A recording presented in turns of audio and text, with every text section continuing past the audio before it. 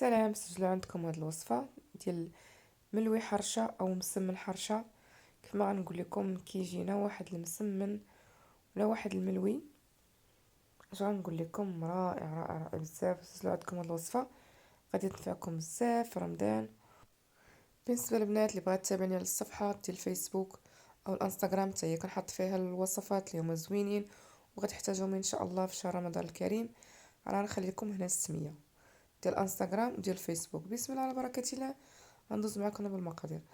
اول حاجه خديت هنايا قصعه اللي غندير فيها هنايا زلافه ديال السميده رقيقه، كنحتاجو هكا البغرير وزلافه ديال الدقيق الابيض، خميره واحده ديال الحلوه اللي كتوزن 7 غرام، ومليحه،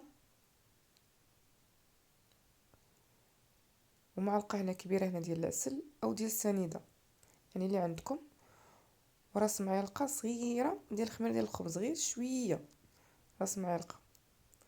صافي غادي نجمع هنا العجينه هنا بالماء يكون دافي. تعرفوا دابا الحال بارد، ضروري غنحتاجو هكا الماء يكون دافي. ملي كيكون هكا الحال سخون كنجمعوها غير بالماء بارد. صافي هنا كنخدم هنا العجينه هنا مزيان. كتعرفوا هنا السميده هنا كتشرب، يعني غير زيدوا الماء، ما تخافوش منها، راه كتشرب هنا السميده. بعد ما جمعت هنا العجينه غادي ندير هنا في بلاستيكه ونخليها هنا ترتاح. انا خليتها هنا تقريبا واحد الساعه، دهنتها هكا بشويه ديال الزيت نباتيه ودرتها في بلاستيكه وخليتها حتى كترتاح ساعه.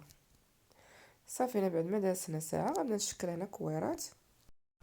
هاد الملويات البنات كيجيو هنا الملويات هنا كبار، كما كتلاحظوا العجينه هنا كي ارتاحت. صافي كندهنها هكا يدي هكا بالزيت وغنقسمها هنايا على ثلاثه الكويرات. غندير هنا 3 الملويات حقاش حيت غيجيو كبارين، اللي بغات تذوب ديك الساعه المقادير غتذوب لهم، لان كيجيو كبارين هاد الملويات كيجيو بحال الحرشه. صافي كنشكل هكا كويرات وكنقادهم وكندهنهم هكا بالزيت.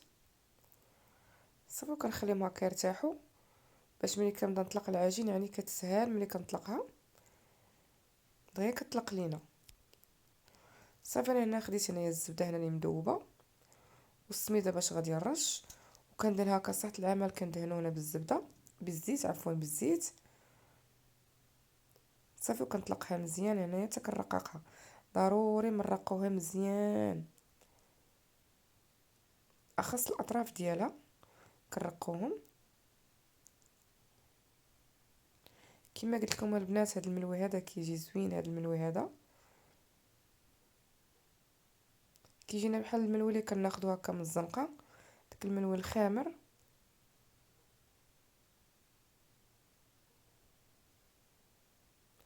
صافي انا بعد ما طلقته هنا مزيان هنا كندير رشه هكا بالزبده. صافي وكنرش هكا بشويه ديال السميد رقيق.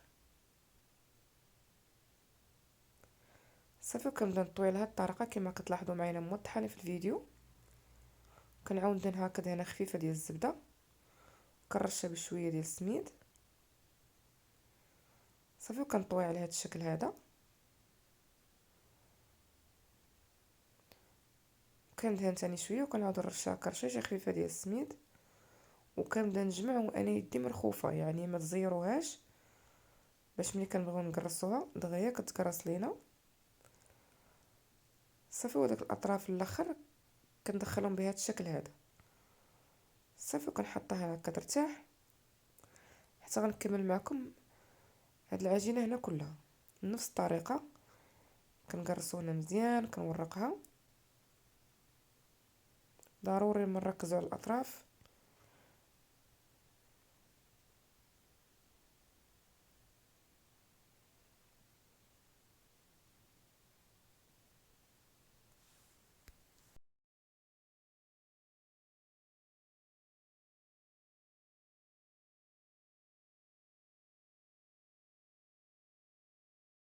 صافي وكنعاود تاني كندهن هكا بالزبده وكنرش هكا بالسميده وكنطويها كيف ما درت المسمنه الاولى.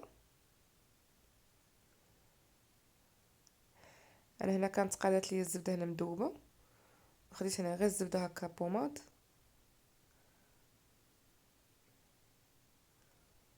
صافي كنرش هكا بالسميده وكنعاود تاني نطويها كيف ما درت المسمنه الاولى او الملويه الاولى. صافي وكندهن تاني هكا دهنه خفيفه ديال الزبده ونرش هكا بالسميده. وكانت مجيه كما قلت لكم وكرخه في ايدي، يعني ما كنزيروهاش بهذه الطريقه.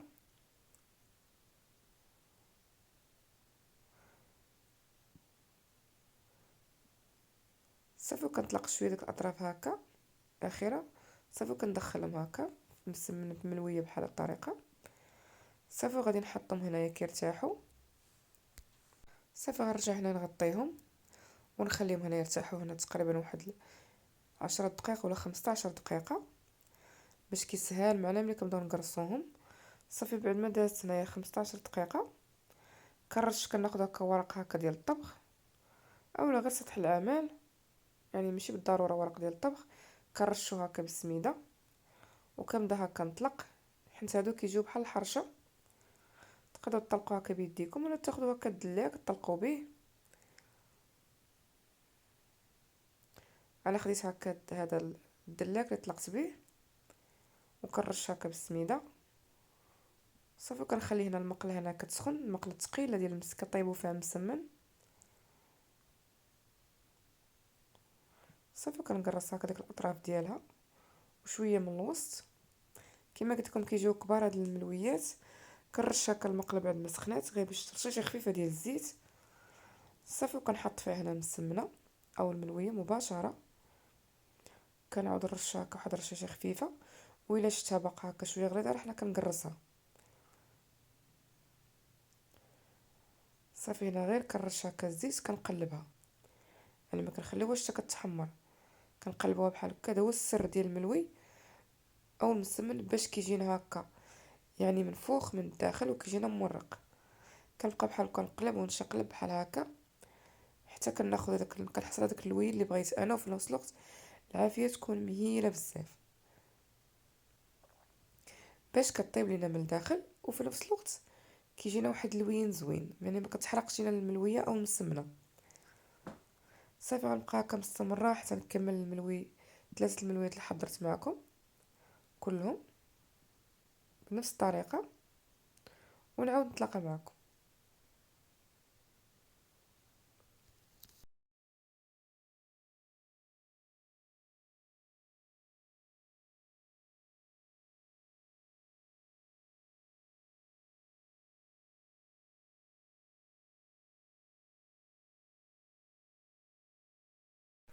صافي هنا بعد ما كملتهم هنا كلهم حطيت هنا في الطبق هنا ديال التقديم. كنتمنى ان شاء الله هذا المنوي اللي شاركت معكم اليوم يعجبكم بزاف وتعتمدوه ان شاء الله. ودابا داخل شهر رمضان الكريم، يعني كنحتاجو هكا شي حاجه اللي كنصايبوها بايدينا وكيجينا زوين. هذا الملوي هذا اللي حضرت معكم كيجي بحال تماما بحال الحرشه وكيجينا زوين من الداخل. نتمنى ان شاء الله الوصفه ديال اليوم تعجبكم.